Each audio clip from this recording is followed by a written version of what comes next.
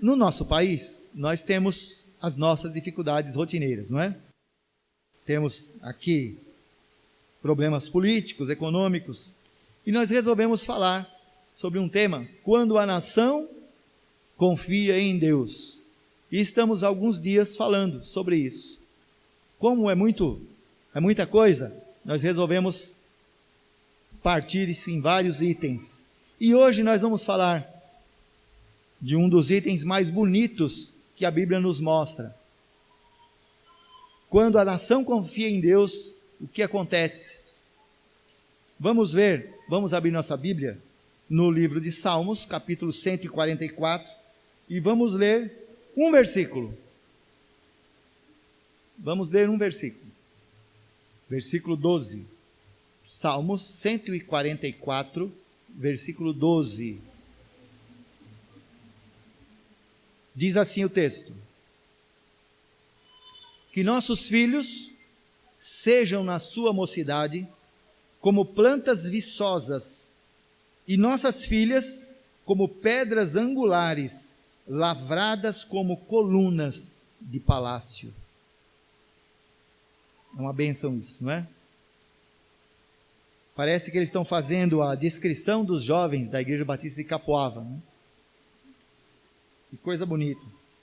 Que nossos filhos sejam na sua mocidade como plantas viçosas, e nossas filhas como pedras angulares, lavradas como colunas de palácio. A poesia, naquela época, tinha situações particulares ou peculiares para demonstrar as coisas bonitas. E aqui, o salmista Davi vem falando do seu desejo de que o povo pensasse em Deus, adorasse a Deus, valorizasse o Senhor. E iam acontecendo várias coisas. Quando a nação confiasse em Deus, primeiramente ela ia colocar Deus em primeiro lugar, vendo tudo aquilo que Deus podia fazer, porque não seria o homem valorizado, mas o seu Deus. Ela iria perceber o quanto o homem é pequeno, e nós falamos isso no domingo passado, o quanto o homem é pequeno. Ia sim perceber a grandeza do nosso Deus. Mas ela também teria jovens, e esses jovens estariam numa condição muito boa.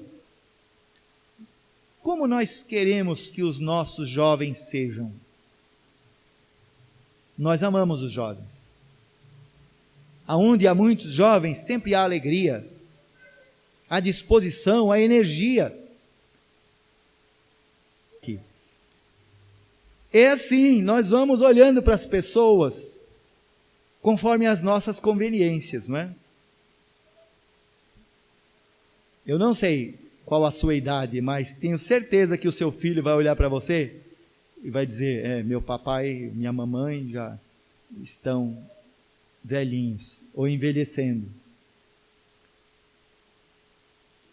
Mas a verdade é que quando nós estamos entre os jovens, nós sentimos essa aura de energia, de vitalidade, e nós pensamos numa nação que confia em Deus. Como seriam os seus jovens? Como seriam os seus jovens? O que Deus pode fazer pelo jovem numa nação que confia em Deus? O livro de Daniel, ele traz uma referência aos jovens que existiam em Israel. E muitos desses jovens foram levados cativos para a Babilônia. E lá, num dado momento, o rei mandou escolher jovens. E olhem as características. Disse o rei a Aspenaz, era o chefe dos eunucos, que trouxesse alguns dos filhos de Israel, tanto da linhagem real como dos nobres. Vejam só qual era a descrição desses jovens que deveriam ser escolhidos. Jovens sem nenhum defeito, de boa aparência, instruídos em toda sabedoria, doutos em ciência ou conhecedores da ciência, versados no conhecimento e que fossem competentes para assistirem no palácio do rei. Era essa, a última parte é só que eles seriam ensinados na língua dos babilônios. Esses jovens existiam lá e foram escolhidos, alguns desses, 4 jovens foram escolhidos, Daniel e mais 3, para estarem ali. Depois de treinamento que foi dado para esses jovens ali, ficaram um tempo no palácio do rei. Sabe o que aconteceu com eles? No versículo 20 diz o seguinte: em toda a matéria de sabedoria e de inteligência sobre que o rei lhe fez perguntas, os achou 10 vezes mais doutos do que todos os magos e encantadores que havia em todo o seu reino. Isso aconteceu com esses jovens dos filhos de Israel, uma nação que confiava em Deus. Esses jovens estavam lá. E o salmista, quando fala no Salmo 144, fala do desejo de que aquela nação que confia em Deus pudesse ter esse tipo de jovem. Jovens com boa aparência, jovens inteligentes, jovens capacitados para aprender, jovens dispostos a aprender, para serem utilizados na obra, tanto do país, como de Deus.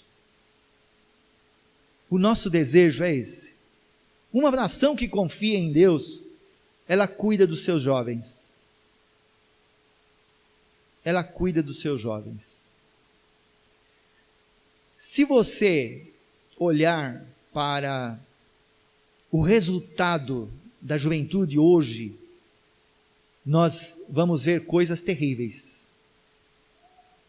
Acho que já comentei aqui também, que um dia eu fui na escola em que eu passei 3 anos da minha vida, no ensino médio, e eu fui um daqueles que inaugurou a escola. Foi a primeira turma. Anos depois eu fui participar de uma reunião naquela escola, e quando eu olhei, a escola estava semi-destruída, as lousas riscadas com pregos, as carteiras onde eles se assentavam quebradas,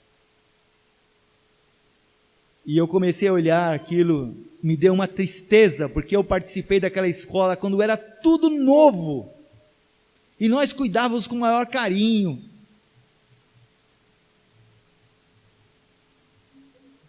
E eu conversei com os professores, e eles disseram assim: você não viu nada. Nós estamos no primeiro andar, eles jogam carteiras desse primeiro andar lá embaixo no pátio. O que nós estamos fazendo com os nossos jovens?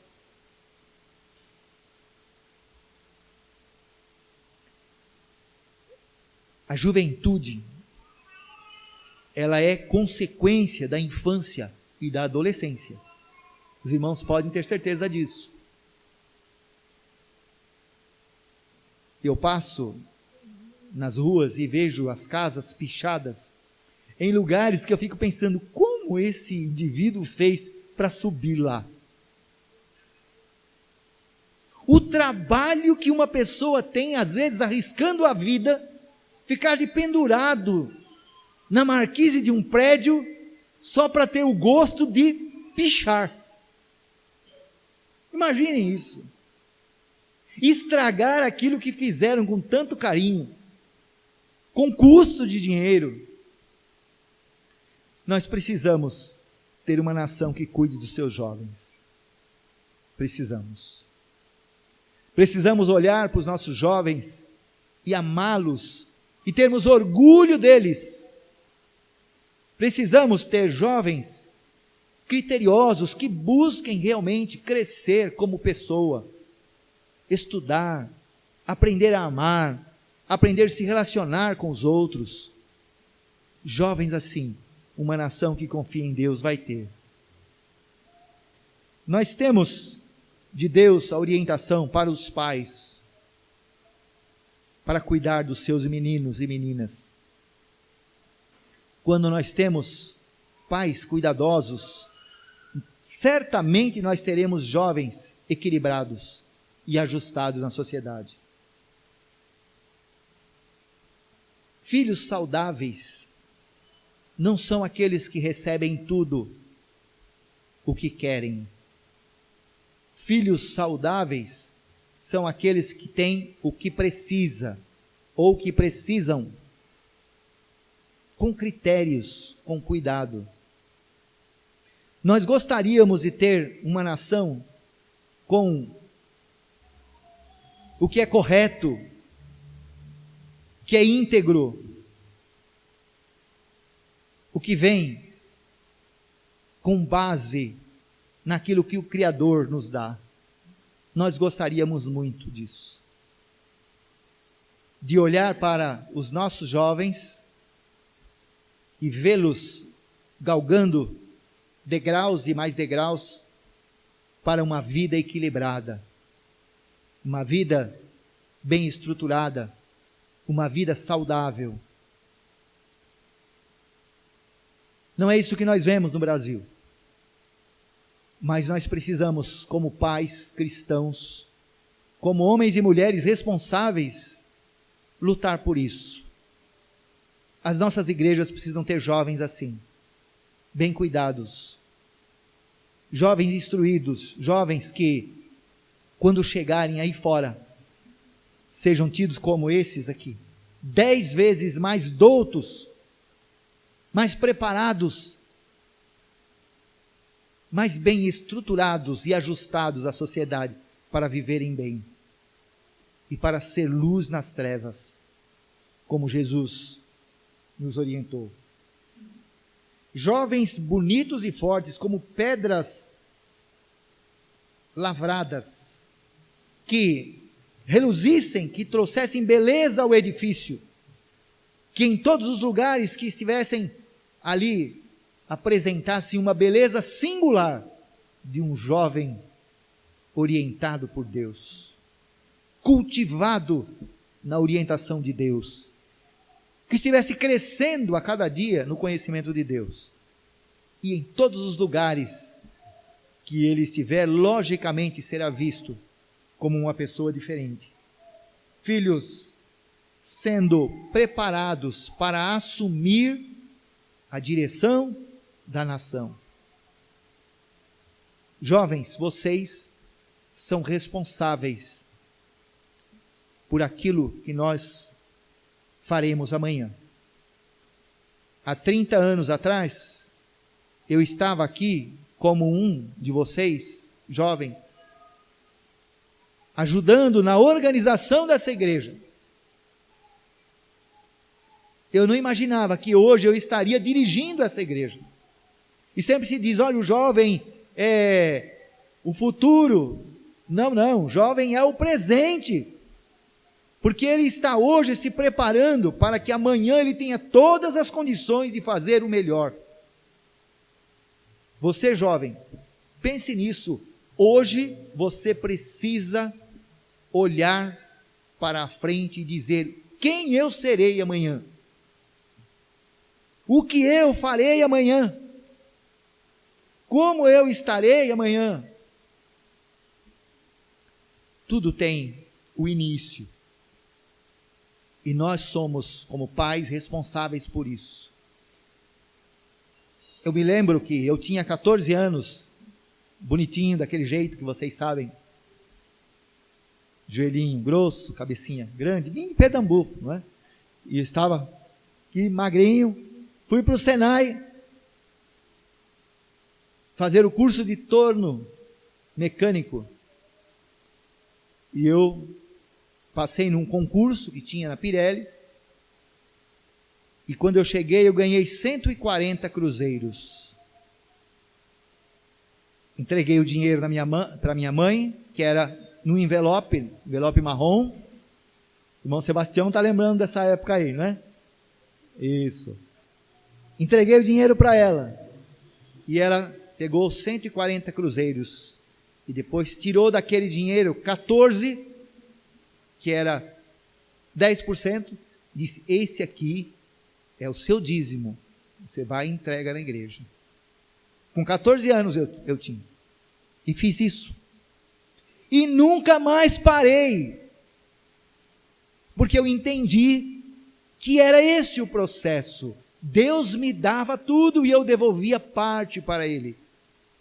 E passei por toda a juventude assim. E hoje meus cabelos estão brancos, continuo da mesma forma, porque eu fui ensinado. E eu pratiquei aquilo. Desde os 14 anos trabalhando, irmãos. Aliás, eu já trabalhava antes. Os jovens devem trabalhar. Trabalho traz dignidade.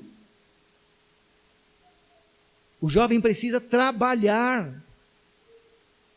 Não pode ficar sem trabalho. Porque nós aprenderemos a conviver com o trabalho. E isso nos dá dignidade. E nós faremos mais a cada dia. Vamos aprendendo isso. Eu conversei com uma pessoa esses dias e ele disse: olha, essa pessoa está trabalhando em 2 empregos. Ele trabalhava o dia inteiro e à noite ele trabalhava de táxi. Eu não sei qual a necessidade de trabalhar tanto, mas ele não vai morrer por isso, tenho certeza.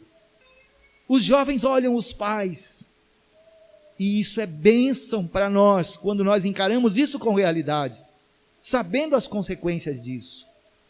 Jovens que se preparam para ser o diretor, o dirigente, aquele que estará à frente, porque hoje você é aluno, amanhã você será professor. Hoje você é o discípulo, amanhã você será o pastor. Eu não imaginava que meu filho hoje estivesse vindo aqui para passar uma semana no seminário, lá em São José dos Campos. Eu nem imaginava que um dia eu seria um pastor. E tive que estudar muito para chegar aqui. E hoje o meu filho já está se preparando para fazer um curso ou terminar um curso teológico. Isso acontece porque houve orientação dentro da família e da igreja e eles participaram juntos. Nós temos que nos lembrar que amanhã nós todos seremos história. E que tipo de história nós vamos escrever para os nossos filhos? Não podemos esperar que o governo traga isso para nós. Nós devemos fazer pelos nossos filhos, exigindo deles a responsabilidade com a obra de Deus, assumindo o que precisa ser feito, porque amanhã eles estarão na liderança da obra do Senhor. Eu comecei com meu pai, sendo levado pela mão, ajudando nas igrejas. E hoje eu vejo meus filhos trabalhando. Espero que em breve eu veja os meus netos fazendo a mesma coisa. Certamente a nossa nação será enriquecida por vocês. Nós temos um bom grupo de jovens na igreja. O nosso desejo é que vocês sejam tratados assim, como plantas viçosas e pedras angulares, para a alegria dos pais. Que pai não gosta de ver os filhos fazendo algo de bom? Chamam as pessoas para ver, é o meu filho, é minha filha que está fazendo, isso dá alegria. Mas, quando não acontece, dá tristeza. E nós queremos nos alegrar com todos vocês. Queremos participar desse desenvolvimento. Porque uma nação que confia em Deus tem jovens fortes, jovens inteligentes, jovens dedicados, jovens que são luz, como Jesus disse. O nosso desejo é que os nossos jovens sejam assim. Jovens que façam a diferença na sua nação. E a sua nação é onde você está. Você está na igreja, você está na sua casa, você está com os vizinhos, aonde você estiver, fazer a diferença. Para que Deus seja honrado através de você. Você que já conheceu a Cristo como Salvador, saiba que é por aí. Esse é o primeiro passo. E se você ainda não conheceu, saiba que o primeiro passo para você ser uma bênção é você entregar sua vida a Jesus Cristo.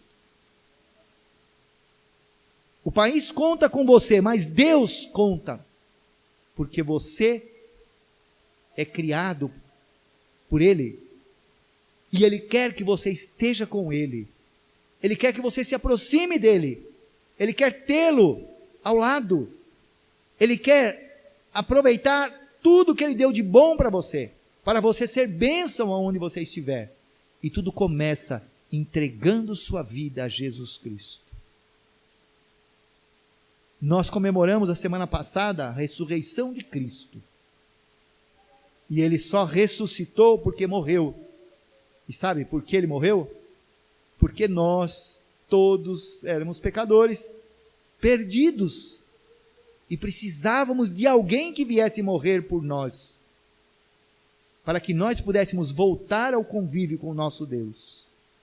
E Jesus precisou vir do céu para morrer por nós. E Ele permite que nós, ou numa idade mais avançada, ou na juventude, possamos entregar a nossa vida a Ele, aceitando-o como Salvador e Senhor. Ele promoveu tudo o que precisava para que nós tivéssemos essa oportunidade de aceitar o nosso Senhor Jesus Cristo, que morreu e ressuscitou. E hoje nós sabemos que Ele está no céu, esperando cada um de nós para estar com Ele. E nós precisamos entregar nossas vidas a Jesus. Ele fez para isso, para nós pensarmos nisso, para nós sermos salvos por Ele. E Ele diz que quem crer nele será salvo. Crer é um ato de fé. É saber que Jesus veio morrer por nós e dizer a Deus: Senhor, eu aceito o sacrifício de Cristo por mim. Nós fazemos isso. Todos aqueles que são membros da igreja fizeram isso um dia. Porque Deus nos presenteou com o seu Filho Jesus Cristo para nós sermos salvos. E nós fazemos isso em qualquer momento da vida. Pode ser hoje o momento de fazermos isso, de aceitarmos Jesus como nosso Salvador. É só nós orarmos a Ele, nós falarmos com Ele, dando o nosso sim a Jesus, dizendo que Ele é o nosso Salvador e nós aceitamos isso. E assim seremos salvos por Ele.